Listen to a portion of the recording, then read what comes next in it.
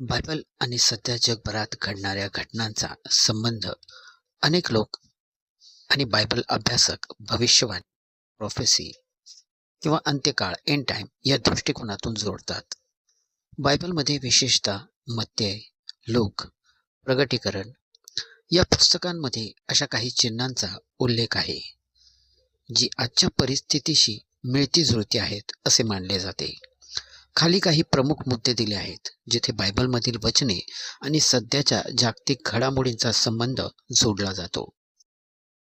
1. युद्धे आणि युद्धांच्या अफवा. बायबलमध्ये येशू ख्रिस्ताने म्हटले आहे, तुम्ही लढायाबद्दल व लढायांच्या अफवांबद्दल ऐकाल. राष्ट्रांवर राष्ट्र व राज्यावर राज्य उठेल. मत्ते 24:6-7. सध्याची स्थिती रशिया युक्रेन युद्ध, इस्रायल हमास संघर्ष आणि मध्य पूर्वेतील तणाव याकडे या वचनांच्या संदर्भाने पाहिले जाते. जगभरात वाढत चाललेली राजकीय अस्थिरता हे याचेच लक्षण मानले जाते. दुसरं, इस्रायलचे महत्त्व.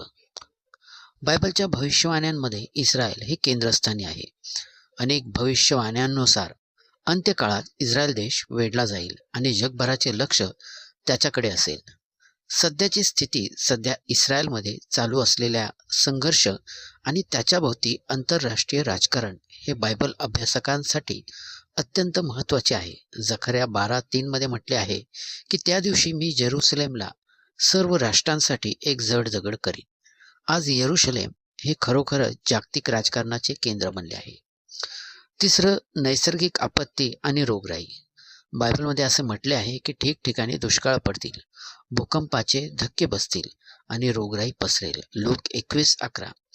सध्याची स्थिती रोगराई कोविड-19 महामारीचे संपूर्ण जगाला हादरवून सोडले.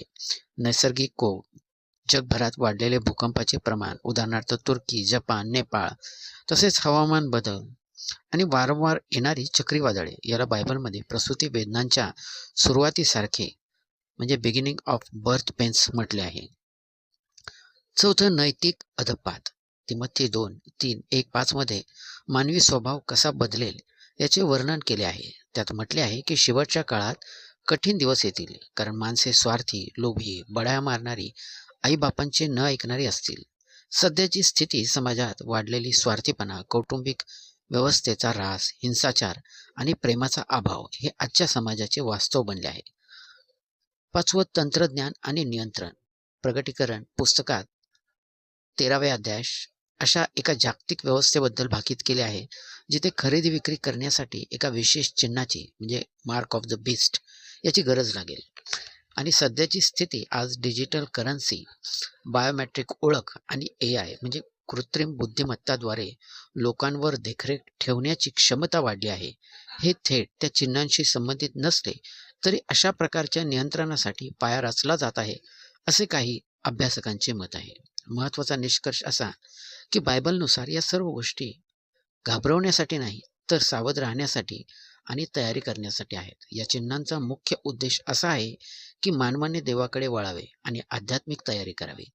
येशूने म्हटले आहे, जेव्हा या गोष्टी होऊ लागतील तेव्हा वर पहा आणि आपली डोके वर करा, कारण तुमची सुटका जवळ आली आहे. लूक 21:28. तुम्हाला यातील एखाद्या विशिष्ट विषयाबद्दल, उदाहरणार्थ इस्रायल विषयी भविष्यवाणी किंवा प्रगटीकरणात पुस्तकाविषयी अधिक माहिती हवी असल्यास आपला पुढील व्हिडिओ त्या संदर्भात असेल. लाईक करा, शेअर करा.